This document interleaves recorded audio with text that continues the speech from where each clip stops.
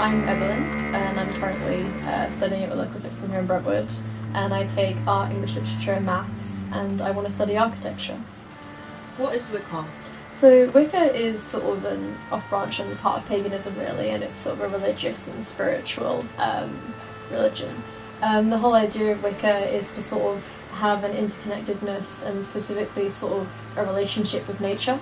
And that is why sort of the two main deities in Wicca are the Lord and the Lady, who both sort of play huge roles in the natural cycle of sort of the world. Is it a religion?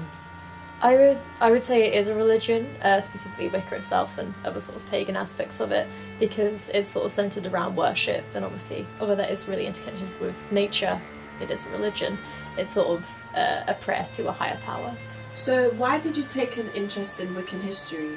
Originally, I sort of had more of an interest in the religion aspects of Wicca itself, and it sort of started when I think was quite young, when I was in year 8. It was unfortunately because at the time I was dealing with sort of a difficult home life, and so I wanted to find a way that I could sort of implement this great admiration I had for nature into something that I could feel was actually helping me, was spiritually sort of helping me. It was pushed into me by my grandmother originally.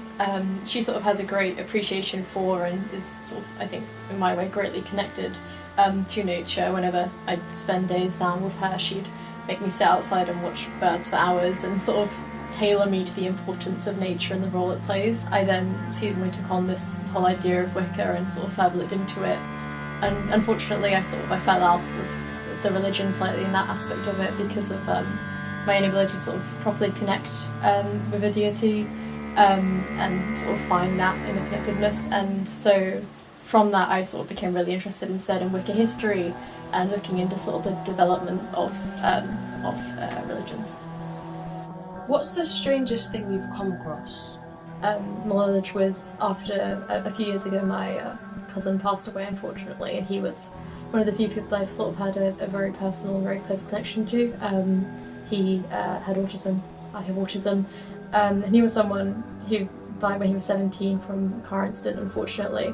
And he, just like my nan, was very sort of into odd superstitions, as I think at the time, and odd sort of spiritual things, and especially this thing with collecting stones that had a hole in them on the beach.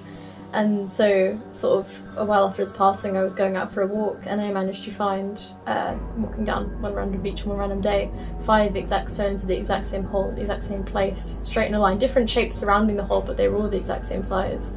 And I've kept them with me whenever I've moved since then, and I always look back on that fondly as some sort of sign or some sort of signal that maybe he was out there caring for me, and there was something out there caring for me.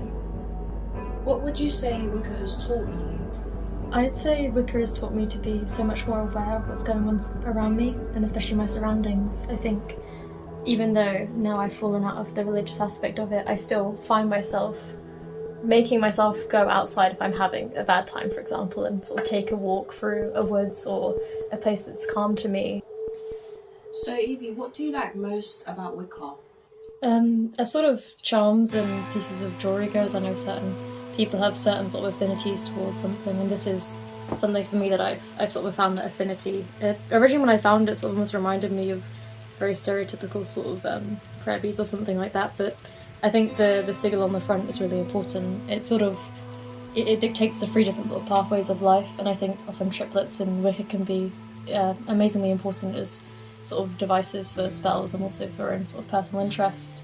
And I think it also shows that in some ways life often diverges into a place we don't expect it to, and it's almost a sort of reminder of that I get to keep with me. What stigma surrounds Wicca?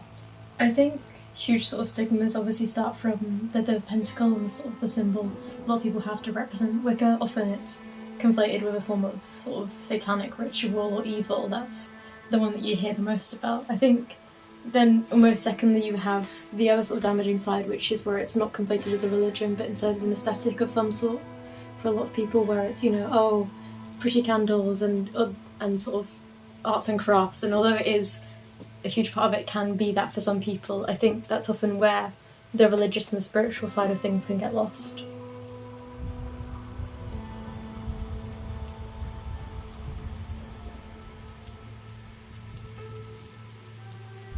I'm Daisy. I'm from Essex and I'm a gymnastic coach for disabled children. What are crystals? A lot of people kind of see it as like a universal healer for things, and kind of energy source. What are the different ways people can use crystals for? Crystals can be used in many different ways, like previously for healing, for absorbing energy. I know a lot of people who use it to absorb negative energies out of their lives and stuff. A lot of people use them for motivation and for focus and things like that.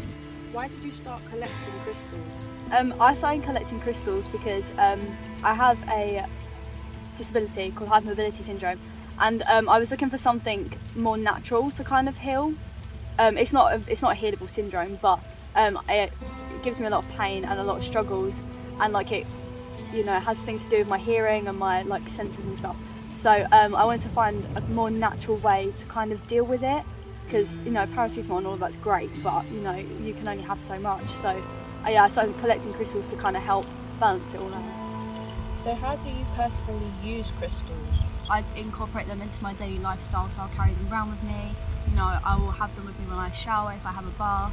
In this book it talks about the correlation between the moon phases and kind of the use of crystals and their energies throughout it. So when it's a full moon, people do tend to charge them more, and in the new moon, their energies are pretty strong. They're pretty strong throughout anyway, because crystals are energy holders. So